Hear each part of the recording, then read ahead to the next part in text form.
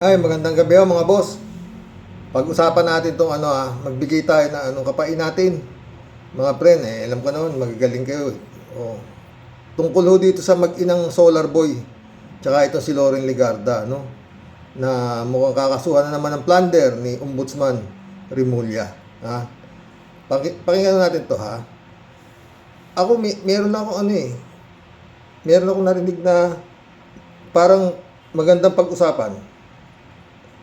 Pumalag si Senadora Loren Legarda sa isinasagawang preliminary investigation ng Office of the Ombudsman para sa mga reklamong plunder, graft at conflict of interest laban sa kanya at sa kanyang anak na si Congressman Leandro Leviste. Sabi ni Legarda, baseless at pagbahid lang sa integridad. Walang yun eh.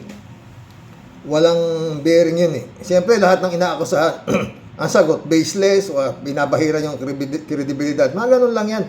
Siyempre, kailangan naman aminin, di ba? Yun ang mga depensa ng mga natawag na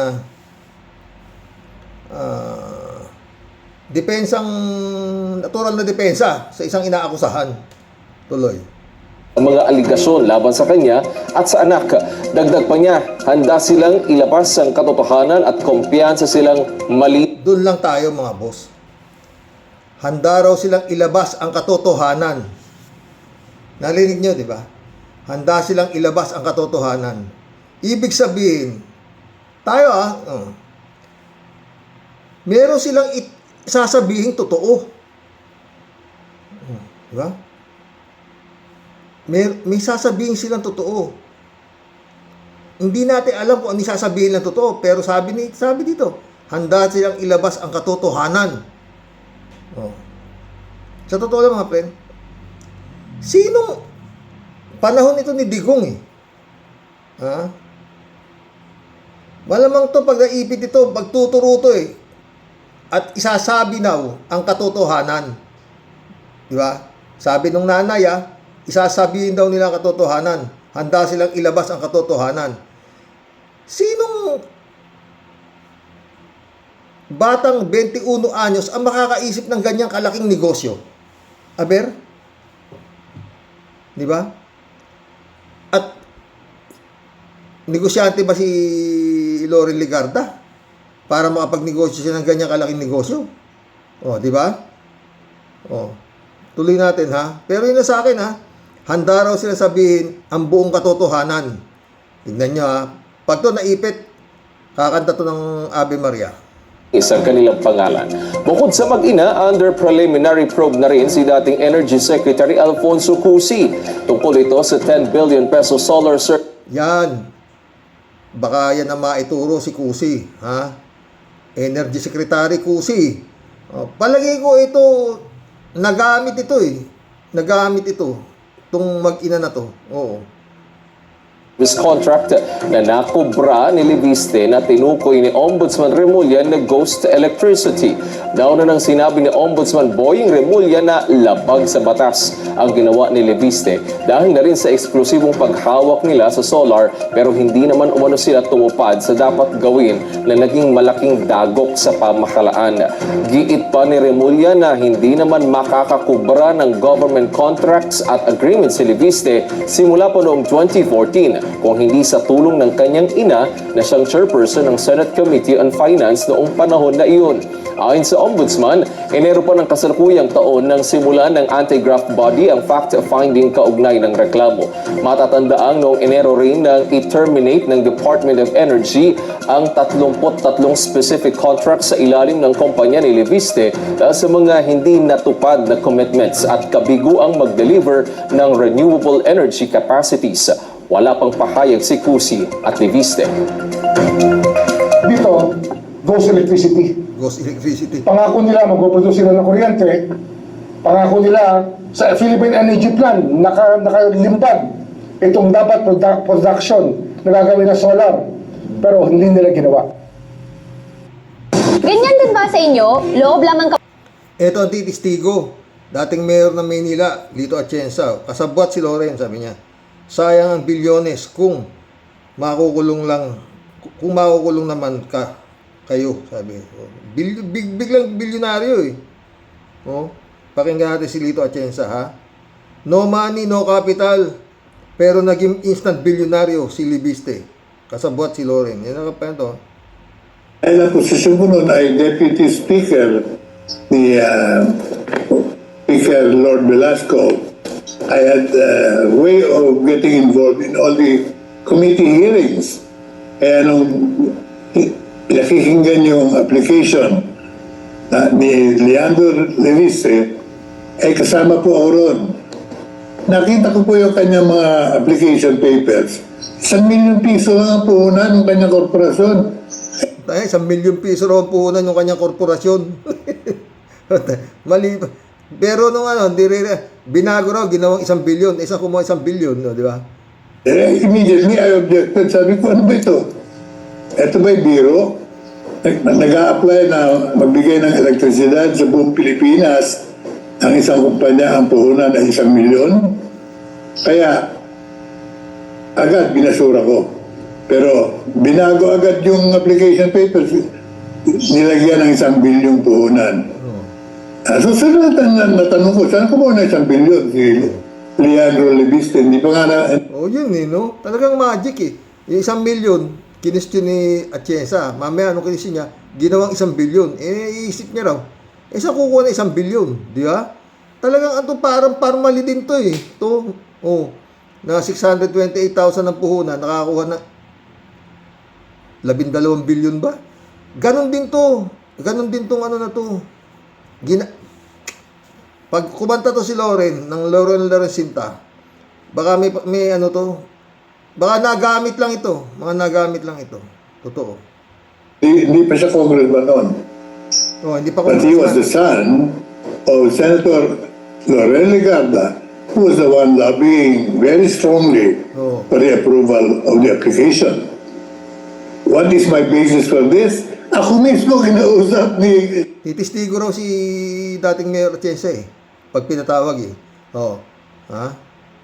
Senadora, you can ask her. If she denies it, I have proofs to present.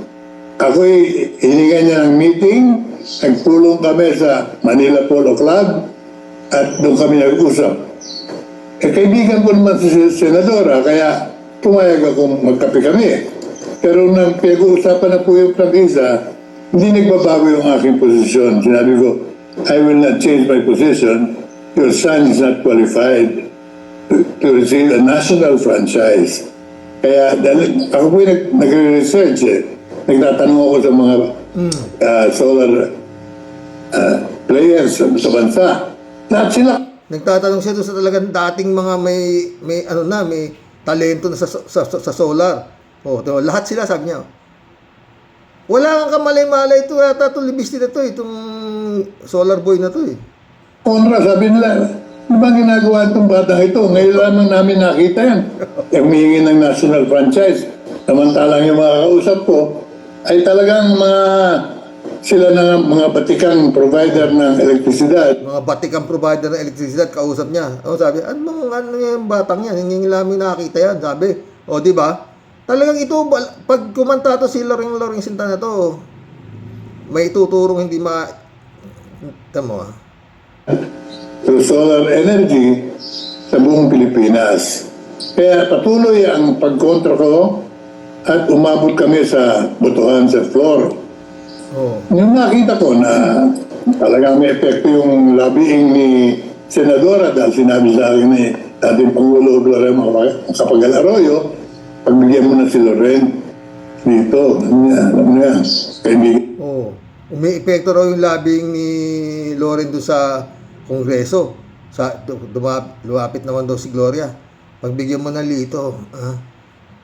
Umi-epekto. Di ibig sabihin, gumagana pera. Hindi naman po pwedeng kakausapin mo yung mga ngayon na pipirma yung mga yan ng ganun lang. Ismailan mo lang yan. Hindi natin yan. Sabi ko, ma'am, I'm doing this for the nation, for the people, at wala po akong personal na galit o inis din sa mga taong ito. But I cannot change my position. So they continued campaigning on the floor. Marami sila na kumbinsi. Nakita kong maaaprobahan na. Bakit nga hindi magiging maraming nakumbinsi? Pusa, 10 bilyon. O, kasino lang, o di ba? Eh, pag naging majority vote na yung prangkisa ay ma-release na, edi, sabihin mo na 10 bilyon, tapon mo na yung 2 bilyon dun sa mga kinakausap nito, di ba? Easy money. Kung erroneous appreciation of an application of a young man with no experience in solar energy and no With no experience in solar energy. Oh, malamang si Kusi nga ito. Ginamit lang itong mag-ina na to. Tingnan natin sana tama ako kakanta si Loren eh. Sinabi, di ba, lalabas ang katotohanan. Sabi, di ba, kanina sa bilyonaryo. money, no capitalization that will support his promises, by pinilit ko yung clause. Hindi pwedeng ibenta itong prangkisan ko. Pag ito'y nakuha ninyo, igigit ko, lalagyan natin ang provision na hindi pwedeng ibenta yan, lalo-lalo na sa mga banyaga, pagkat kontrang-kontra po tayo dyan. Energy should be Philippine-owned. And as it's a local corporation, hindi po pwedeng ibenta po yan. Pumayag naman yung mga sponsor, kaya nasingit po yung provision na mawawala ng visa yung prangkisa kung ibebenta. To my knowledge, walang ghost. Ito mga pre, no?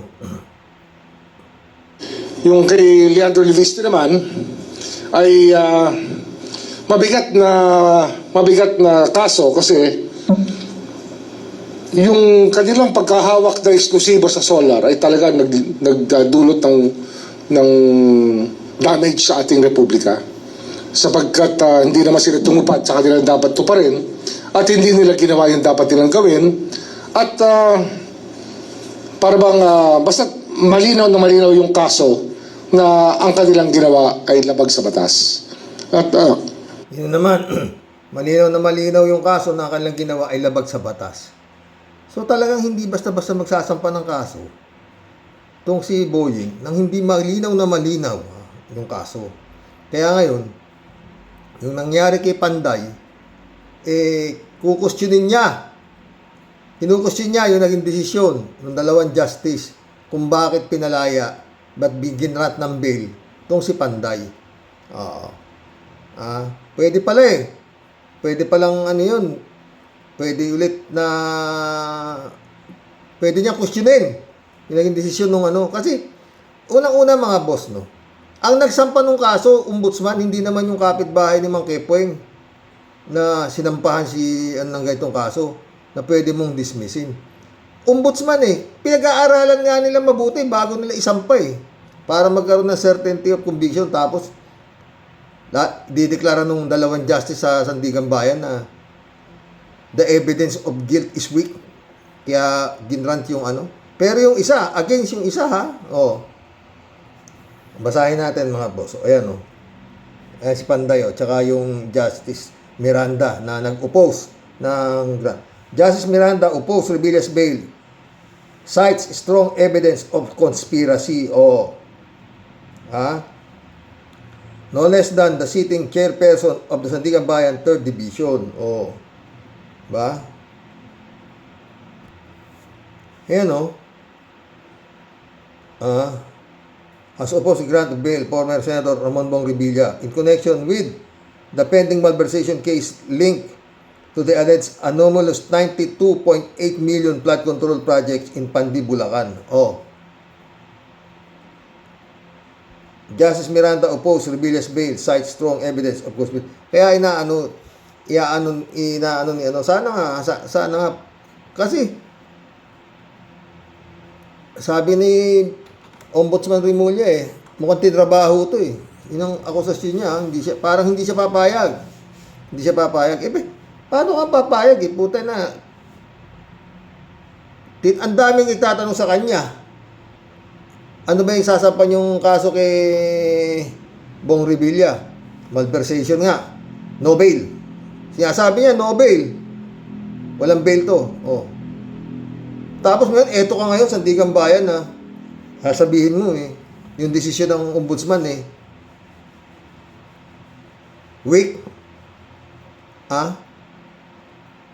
Dalawa lang. Mabuti sana kung unanimous pero dun nga, doon sa mga kasama ni Bong Revilla, unanimous silang tatlo ng pag-deny ng bail. Malamang si Panday baka masikwat pa ulit Kasi talagang hindi pumapayag si Boying na ginrant yung bail nito. Hindi siya makapaniwala, kumbaga. Bakit? Yun na nga, sinisiguro nila na magkakaroon, mabigat ang kanilang isasampang para hindi ka mabaliwala. Tapos eto ngayon, gagrant mo yung bail dahil sa the evidence of guilt is weak. Yun lang naman di ba? Laman ng itong paglaya nito si Panday ito si Cristan Di rin makapaniwala Maraming hindi makapaniwala. Nakalaya na si Bong Revilla temporarily dahil nakapag-post siya ng bail dito sa kanyang malversation case. Pero nakapagtataka dito ay itong malversation case ay dapat non-bailable. Pero bakit siya pinayagan ng korte na makapag-post ng bail na 1 million pesos lamang dito sa malversation case na umaabot ng ang liit pa, Kanyetas. Tsaka talagang galit si Ombudsman. Bakit? Yung plunder case na ito sa Kinapolis, di ba? Inakwit siya. Pero pinagsosoli siya ng 128 million. Panahon ni Digong yan. Hindi niya sinoli. Maski piso, hanggang ngayon wala pa siya sinosoli. Ayon kay Ombudsman Remulla. Totoo naman. Gaano kalakas si Panday? May agimat nga yata ito, Tia Delia. Ilang beses na rin ito sabit puro sabit, Tuloy natin kay Cristan. Nagtatanong si Cristan for 92 million pesos. Para sa akin, mukhang nabibigyan siya ng special treatment dahil sinasabi ng korte na hindi daw matibay ang ebidensya laban sa kanya pagdating sa malversation case. Pero yung mga kasama niya na nakakulong ngayon at may kaso ng malversation, dinenay ng bail lahat sila. Sina Bryce Hernandez, sina JP Mendoza, ilang pang DPWH executives ay lahat dinenay ang bail dahil matibay daw ang ebidensya sa kanila. Pero kay Bong Revilla, mahina daw ang ebidensya. Pero ilalaban daw ito ng ombudsman dahil naniniwala sila na matibay ang ebidensya at ipepetisyon nila na dapat ibawi yung pag-grant ng bail. Para sa akin, simple lang to.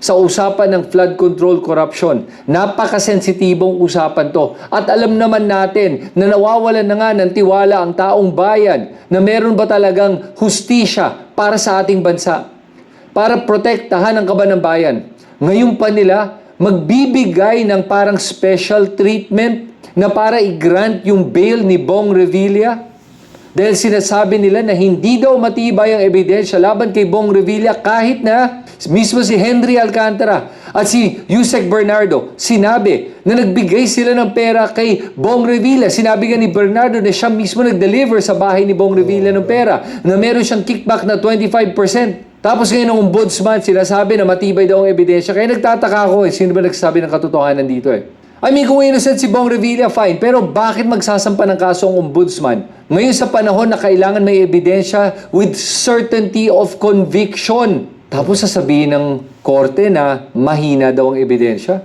Nakapagtataka talaga. Totoo. I wish the court would have been more cautious on this. Given kung gaano na kawalang tiwala ang taong bayan sa ating judicial system. Hindi naman nila kailangan tanggapin ang special request na to dahil nga sa usapan ng malversation. Dapat mas maging strict sila, hindi maging lenient. Kaya tignan na lang natin kung ano mangyayari dito dahil alalahanin natin, Bong Revilla was acquitted also nung panahon ni Napoles at wala daw siyang ginawang mali. Ito na naman tayo. Talaga lang, paminsan-minsan talaga ang hirap na talagang magkaroon ng tiwala sa ating judicial system pag ganito nakikita natin. Kasi hindi nila kailangan ibigay etong special request na to for bail, especially sa panahon ngayon. Kayo, ano tingin nyo? Tama ba na nag-grant ng bail si Bong Revilla o dapat ba naiwan siya sa kulungan sa usapan ng malversation dahil wala naman talagang bail dapat to. Isulat niyo lahat ng comments nyo dito sa comment section sa baba. At pag nagugustuhan mo yung mga ganitong klaseng videos, make sure to follow me on all my social media channels.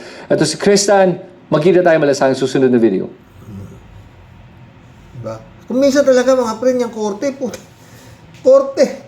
Pinasisweldo naman kayo ng taong bayan. Magdesisyon naman kayo ng tama. Magaya na lang yung sa ano. Napakasimple. Property dispute yung sa asawa ko, puta na. Mantakin mo, siyam sila magkakapatid. Pinamana lang, dinonate lang doon sa isang anak na walang pamilya. Dinismiss! Ay, anak ng pusa. Diyos na lang bahala dyan sa korte na yan. Kaya ka pupunta sa korte para naargabyado ka. Pusa, ang pinanigan itong korte rito eh. Yung nang argabyado eh. Sakit sa ulo. Eto si Timang. May bago siyang quote. Sa Bible kaya niya nabasa to. Love the sinner. Ibig sabihin, mahalin ang makasalanan. Hate the sin. Magalit sa kasalanan. Destroy the sindikato. May tama na talaga ito mga pre. Love the sinner, hate the sin, destroy the sindikato. Yan. Kasi minsan pag may sin, ikaw lang. Minsan, marami na, sindikato na yon. So, yun ang gagawin natin. O, yan pa, si Timang. Tsura, tinan mo. Wala na to. Pero yun nga, pag ito hindi na ako, ito mga friend, ito. Pag itong si Libiste, tsaka si Loren, at tsaka ito, inabot pa ng Pasko sa Laya, magiging parang inutil na yung ombudsman. Diba? Diba? Oh. Sinisiguro ni Boying eh. Oh. Sa pagkakalaya nito si Panday, parang sinampal mo yung Sandigan Bayan, para sinampal mo yung ombudsman. Nagkandahirap sila sa bago isampayan para makakuha ng mabigat na ebidensya, biglang sasabihin mo, mahina ebidensya? O, tangin na. Kalokohan yun. Pakinggan natin to si Timang. Nung ako'y nagsasalita, ang daldal ko daw, ang dakdak daw ng dakdak, kung ano-ano daw sinasabi, ano na nangyayari sa akin. Nung tumahimik naman ako, araw-araw may bago, baka guilty, hindi mapaliwanag. Tapos ngayon sasabihin na humihingi ako sa kanya na itigil niya. Hindi ko po, sabi ko, haharapin ko. Ang hiningi ko nung tinanong ako, yung salitang ceasefire sa ibang senador na galing yon. At ang sagot ko nga, guys, hindi nyo kailangan kausapin kasi titignan nyo nga. Tahimik nga lang ako, hinihintay. Mga gano'n. Nakita niyo yung dila ng ahas? Mahalan siya pag sasalita siya. Bihira ako nakakita ng ganyan. Yung sasalita ng mga gano'n. Tuloy. Ito lang yung aligasyon. Mahirap po, mahirap. Marami akong kinailangan sabihan na huwag niyo ako alalahanin kung ako'y kasuhan nila o ikulong. Sana naman po walang patayan, sana po walang assassin. Tanggap niya na rin na makukulong siya eh. Pero yung daldal niya, inuunahan niya na parang sasabihin niya political detainee siya. Dahil kakasuhan niyo ako, handa naman akong makulong. Parang niya na kinuyog siya, kinasuhan siya, at kinulong siya. Yung 3K na sinasabi niya. No? Ganun siya katindi sumaywar eh. No? Engot ka pala eh. Pagtanggol mo yung sarili mo hindi ka naman tuloy. Nation plot, and I don't think naman na meron. Pero yung kaso at kulong, tinanggap na po namin yan. Di ba? Madali. Tinanggap na. Yung kaso kulong. Ibig sabihin talaga to. Hindi mo na basta-basta tatanggapin niya ng ganyan daldal mo. Inuunahan niya na yung mangyayari. Na siya ay kakawawain, kagaya ni Marcoleta, ni Jinggoy, yan. Na nakulong. Na kinulong. Political detainee, ang tawag nitong bugok na to. May kaso.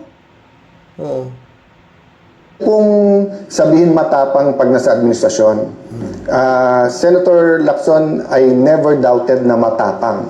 Pero katulad ngayon, kaya madaling magturo sa lahat, lahat na sa kanya eh. Lahat sa administrasyon, lahat kakampi niya eh. Di ba? Ikaw din. Kaya nga, di ba, nung panahon ni Duterte, namunini ka, dahil lahat kakampi mo, wag mo, anak na pating Cayetano, sakit sa ulo to. Tuloy. So, ibig sabihin, palitan man kami ng akusasyon, hawak niya lahat. Sa akin, sinong tutulong? Nanggagalaiti si Ading, dito kay Kimo, Robin Padilla, bobo. Natawa ko dito naghahanap siya ng ginawa ni Kimo. Sasagutin natin. Mga boss.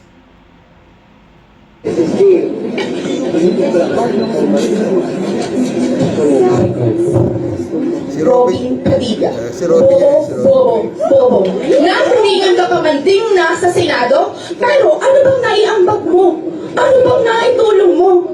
Naturingan ka pa ding senador, pero Meron naman siya naitulong, Ading. Kasi natulungan niya si Bato na makatakas. So talaga? Tuloy. may naitulong ka ba? Ano bang naiambag mo sa Pilipinas? Saksi ako sa kanyang mga nagawa at wala siyang nagawa. Guess what? Para Meron nga. Tinulungan niya si Batong tumakas. laro ba ang Senado sa'yo? Sa tingin ko, dapat bumalik ka na lang sa pelikula dahil doon ka lang akma. Hindi ka akma sa Senado dahil ito ay para sa mga Pilipino na may mata, may isip, may talino at malasakit sa kanyang nasasakupan. At sa aking palagay, ang iyong posisyon ay para lamang sa iyong pang sariling ambisyon. Hindi para sa mamamayang Pilipino. At bilang nakambini ng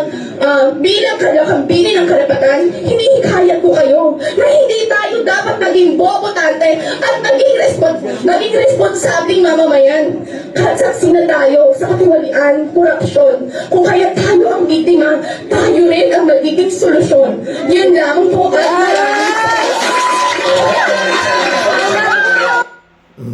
Galing ni Ading Pero alam niya mga boss, sa dami ho ng mga patong-patong na kaso, palayo, pahaba istorya, nakakalimutan na yung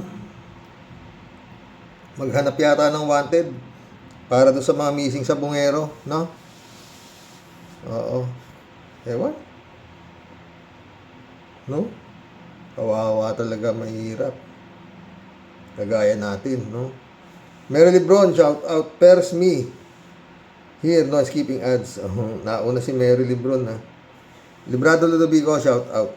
Blessed morning, Karoke, and to all warriors. Yes, agree ako dyan. Dapat dyan kay Caldero Kawatano, matuluyang makulong. Marami pa riyan ang ginawang palabigasan ng bansa. Tamaan nawa kayo ng kidlat, mga mandarambong sa kaban ng bayan. Totoo. Librado ulit, Hoy, Sara Sayad, sibak dyan. Diyan ka pa sa talagat nagdadada sa dahig. Ang kapal mo. Lintik naman yung English mo, parang grade 4. Tumigil ka nga. Nakakahiya ka. Dumayo ka dyan. Wait. Leching Hindoropot. Dumayo pa doon, di ba? Sumagot si David, David Mendoza, Alvin Mendoza. Kapag nagsasalita nga po yan, natatawa ako. Parang batang tumutula. Totoo, di ba? Oo.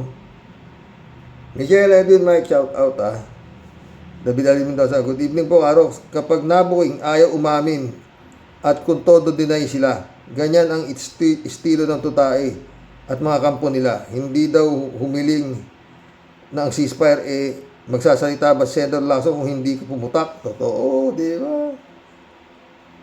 5 senador pa yung kinakausap para ayusin si Ping Lacson, no?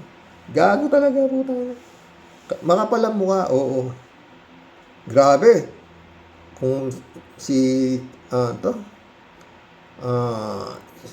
Ronald Llamas, naku, putang. Grabeng pagsalitaan talaga yan, tanga-tanga. David ulit paano po di malalaman si Senator Lacson ang modus ni Alan Bitter? Yung kapatid niya mismo, na si Lito Cayetano, ang nagsabi ng mga anomalya niya.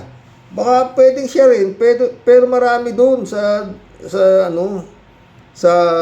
tagig na galit sa kanya. Yung tungkol sa nakakasagutan niya pala sa Senado, si Nancy Binay, hindi si Abby. Pero yun nga, Si Abby rin yata ang nakasagutan. Ewan ko, asawa ni Cayetano. May portion na pigagawa nila eh. Nanalo yata si Abby. Ay, si Cayetano. Karok, si Gringo Hunasan po yung running mate ni Johnny Marbinay noong 2016. Yun. Matandaan eh. Si Gringo pala. Alberto Olaero, Karok eh. Nakakahiya sa buong mundo. Meron tayong honorable ex-convict Robin Padilla, all in the Philippines. Nakakahiya tayo sa buong universe, Karo. Okay, totoo yan, Alberto Olaer. Wala eh. Putangin na, yan ang ibinoboto ng putangin ng mga yan. Ako kasi, di ko pinag-akayahan ng tinta yan. Puta, makita ko yung pagmumukha niya, kako, ulul to. Tama. Diyos ko. Nabidalin Mendoza, Karoks, maraming salamat sa pagbasa niyo sa mga comment naming mga Rocky Warriors. At least po, ay nailalabas namin ang aming mga hinaing sa pamamagitan ng vlog ninyo. At saka nakakalibang din po ang mga komento ng mga ating mga ka-warriors. Kaya kung gusto kong maaliw, pansamandali, ay pinakinggan ko ang inyo pong mga vlogs para pang-alis ng galit at suya, lalo na kapag nakita ko na ang pagmumukha ni Sayad, Kimo, Roque, Salsal Panelo at iba pa, 30 fanatics. Ay nako David, pag yung si Sayad nakapag-file na kasi panalo yan. At yan ang yan si Salsal Panelo, yan ang mga labas-masok ng isa. Puta na, sa Malacanang. Nako, Diyos ko. Ted, shout out. Huwag kang mag-alala. Cayetano, pag nakulong ka sa plunder case mo, kausapin mo na lang ang dalawang abogadong bumoto na magpiyansa si Bong Revilla. Pihado, mabibigyan ka rin ng pansamantalang paglaya. Itong Ted na to, tumatanggap ng lagayon. Pero lakihan mo lang para siguradong gamitin mo yung bag ng 18 Marines daw, ha? O, kilala mo na kung sino ang kakausapin mo, Kawatano, ha? 3J Siop, oh. Sa akin palagay, iba ang kaso ni Bong Revilla. Not in terms of actual na kaso niya, kundi merong pabor yan, nakapalit. Yung bang scratch my back and I'll scratch yours. Sa politika, ganun kung mahalaga ang maitutulong ni Bong Revilla. Pwede konting areglo sa kaso niya. Ayan nga, piyansa. Sa kaso ni Cayetano, kampi kasi siya sa kasamaan at ang kasamaan di pwedeng makipag-deal sa mabuting hangarin ng gobyerno. Kaya di magiging katulad ni Bong si Cayetano na makakapagpiyansa. May ganun.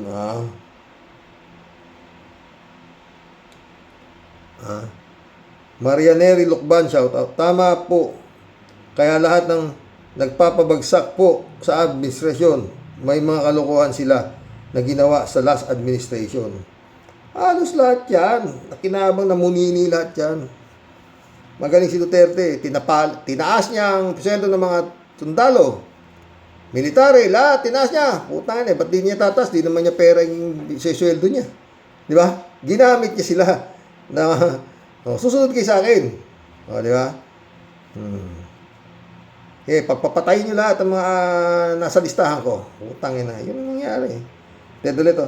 Narinig ko naman ang speech si Sarah para lang nakikipag-usap sa preschooler. Totoo. Tawa si 3J Job. BP yan ha. Pero kala mo mahinahon ng boses pero kuidaw ka. Kill ang nasa isip lagi. Totoo. Kaya maraming humahanga dyan dahil yung boses niyan talaga namang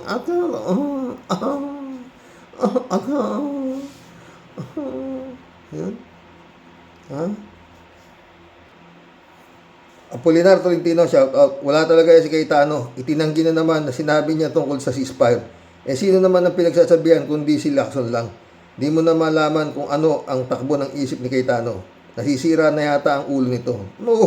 Abogado siya. Bakit hindi niya ilaban yung sarili niya kung talagang wala siyang kasalanan? Magpapakulong ang mga yan pero di magsosoli ng ninakaw ang mga magnanakaw na yan. Pwede, titiis na lang sila dahil yun nga, ang alam-alam nila, kayang-kaya ni Sayad na makatakbot manalo, no? Ang Duterte. 3J Shop, Sumagot 3J Shop, natural, itatanggi niya eh. Mapapahiya ang lola mo, Apolinar ulit. God bless you, Karox. God bless, Apolinar Tolentino. Tony. Hirap basahin talaga. Tony Lanesca Giwa. Musta kuya? Sayad Sara, ama niya. Pang-apat lang si Duterte. O, yun, pang-apat lang sa survey nun yan si Duterte. O, diba? Tony ulit, Sara sa Davao. Sara, sa Davao lang ang matapang. Pero sa mga Ilocano, kukuyugin ka namin. Tawa si 3J Shop talaga. Nagpapaalam pa nga sa Manawag, di ba, para maka-appear sa piyesta ba yun? O anniversary ng church kung talagang Luzon, kaya niya, ba't pa siya nagpapaalam sa simbahan? Kasi nga, drawing lang. Ano man yung survey ni Aling Sara. Totoo. Ang gagi survey. Rodelia Alpiloro. Hello po, Sir Rox. Daming ganap sa mga senador. Kakatapos lang ng sona ni PBBM. Ayan, napalaya si Agimat. Ay, nako, sir. Dito lang muna masasabi ko, nag-i-enjoy ako sa mga message ng mga kabosing. Ingat po tayong lahat and God bless us all po. God bless Rodelia, Pastor Jun Lagon, shout out my friend. Kalat ni Baya, shout out. Good morning, Kasani. God bless your family. God bless your family too, Kalat ni.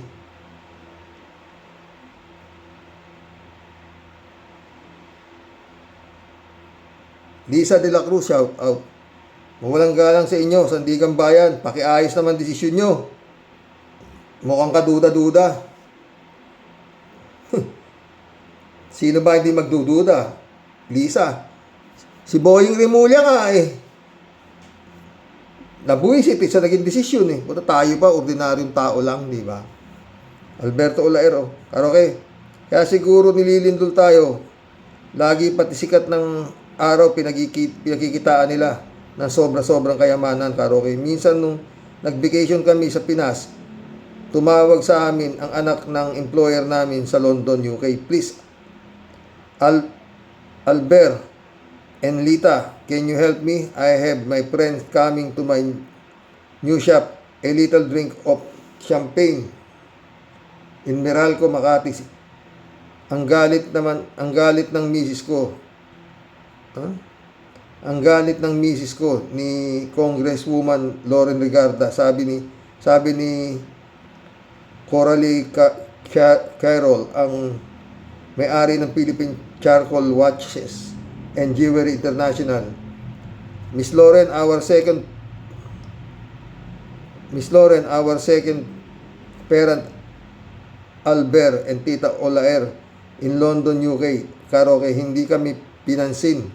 Samantalang pag may dinner party sa bahay ng amo namin sa London, pag may kita kami ni ex-Prime Minister Margaret Thatcher, hello, how are you doing today? Good.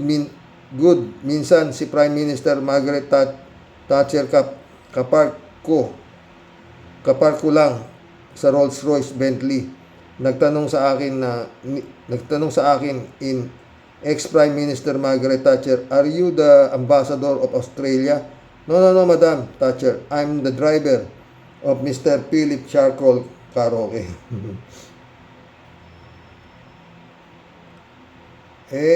Iba si Lauren.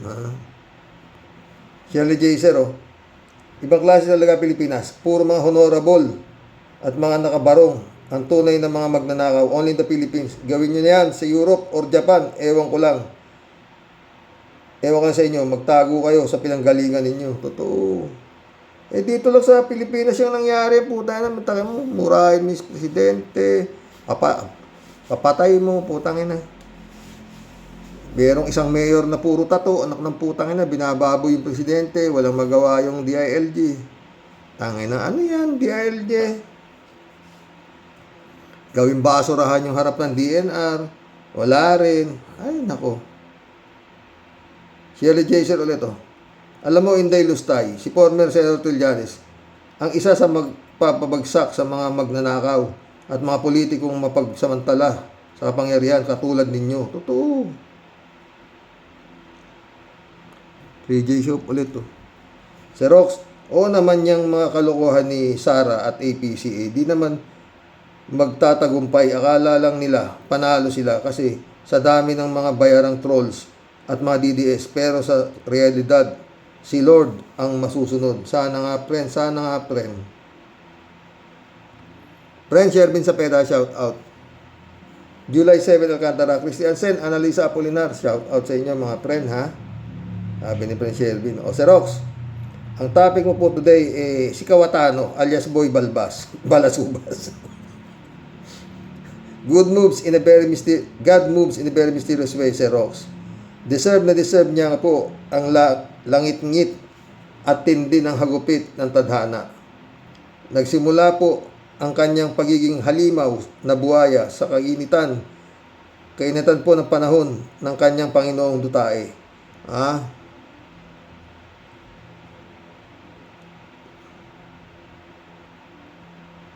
Wala po siyang naging pakialam kung ilang libo pong tao ang magugutom at mawawala ng trabaho. Nung mag-order po si Digong ng by hook or by crook, kailangang matanggal ng prangkisa ng ABS-CBN, isa po si Kawatano na nagpaniwala at nagmanipula na magiging ox pa ang ABS-CBN hanggang dinidinig pa ang application. Pero ano po ang ginawa ni Marcobeta, Diferensya, Kawatano at iba pong humarang para po tuluyang mapasara ang ABS-CBN. Lahat po sila walang naging pakialam sa libo-libo pong magugutom na pamilya. Wala. Pero ang Diyos hindi natutulog at nagmasid lang po. Tingnan mo po ngayon, Sir Rox, kung nasaan po ngayon ang mga halimaw sa mga, diba? Karma is real, Sir Rox. Talaga pong di lang po muka at sikmura ang matibay po dyan kay Kawatano. Grabe pong tibay ng kanyang naturalesa sa bibigat po ng mga ganap sa kanyang buhay, pero kinekere niya po talaga. Yun nga, di ba? Papakamatay niya mga ganyan. Para lang po mapatunayan niya sa buong mundo na siya po talaga may kapangyarihan ni Satanas at di daw po siya basta mapatutumba. Hoy Kawatano alias Boy Balasubas, nako kung ako sa'yo, magbibigti na lang ako. Normal ka pre iba tong mga ito, mga ano to kampun nga ni Satanas ng mga to o kaya itatalo na lang ako sa bangin. Pero bago ko gawin yon, isosoli ko muna lahat ang bilyon-bilyon na ninakaw mo, okay? Lahat kayong mga nagpatihulog sa kapangyarihan ni Satanas Dutae, tingnan nyo ang mga itsura nyo ngayon. Yun nga, ang pagiging sugapa, gahaman, sa sobrang pagkabuhayang hagum. Masaya ba kayo kahit puro kayo mga literal na lumalangoy at sa kotakot na kwarta na ninakaw ninyo sa kaban ng bayan? Mabuti nga sa inyo, mga impacto kayo talaga. Isa-isa kayong nalalagas. Ngayon naman,